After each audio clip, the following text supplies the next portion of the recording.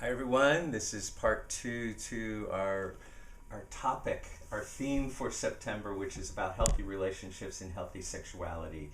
Love, sex, and intimacy. Those really yummy and charged words. The juice of, I think about when I was growing up and what you know about intimacy. But what I knew about intimacy was everything that I experienced with my family and how they were and they weren't intimate. And I remember one day though in conversation, my mother and a group of adults, and I was just a little boy, and us kids were in the room, and all of a sudden she said something like, we don't talk about sex, politics, and religion and feelings in front of the kids. And they all got up and they went into the other room. And I thought, oh, something important just happened. And what I realized is the juice of love, sex, and intimacy is that connection that happens about disclosing the juicy stuff that makes up our lives. And these are the connectors. Love, sex, and intimacy are the connectors for us. And so if we're not in love with ourselves, if we're not sexual with ourselves, if we're not intimate with ourselves, if we're not in love with the earth, if we're not actually erotically kind of connected to the earth, if we're not intimate with the earth, if we're not in love with a partner or partners or all of our relations, if we're not having some kind of erotic, and I don't mean genital necessarily, but it may be genital expressions, if we're not having intimate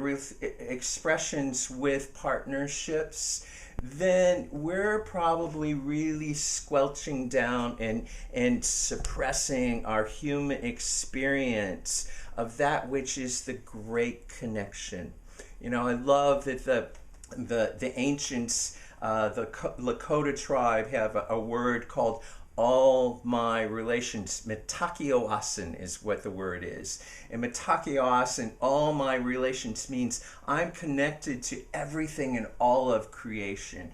That's an intimacy that is about an honoring and a connection of relationship that is juicy and alive and vibrant. I'm going to take you one more place while we kind of feed on this topic and how does it apply to you and your relationships and how you're assessing, what kinds of relationships are you in, and are they relationships that are really supporting you and making you all of what you can be or not. Marianne Williamson used to say something like, if you're in a partnership, the only thing that partnership is for you to tell each other how wonderful you are. So if you've lost the ability to tell your partner how wonderful he or she is, then you've really lost the juice of love, sex, and intimacy that can be had. Last little piece. As we frame this conversation, the Greeks had 4 words for love. And I'll just tell you quickly to frame our further conversation.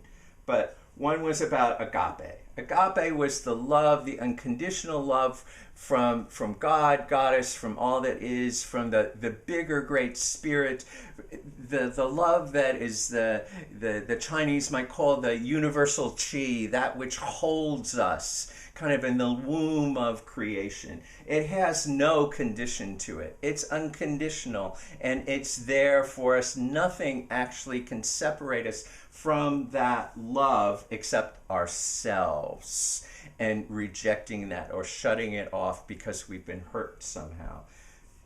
Philios is brotherly, sisterly, is that that love between friends that happens. So, just hanging out in the intimacy of friendship is that.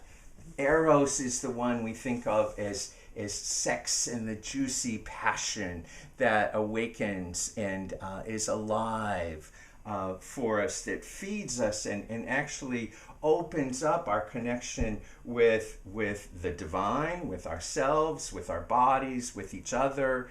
And then storge is the relationship between the love that's between siblings and parents and familiars that we have in our path that are close to us because if for no other reason we've chosen to come into these queer bodies, into this particular family, whether it's been healthy or abusive or whatever, but those connections.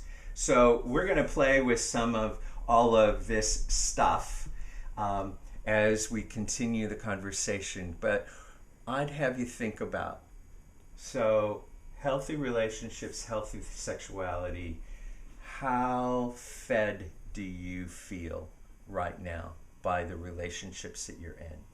And how much do you feel that you're feeding the relationships that you're in with you are wondrously made, with you are wonderful, you are beautiful, you are the divine.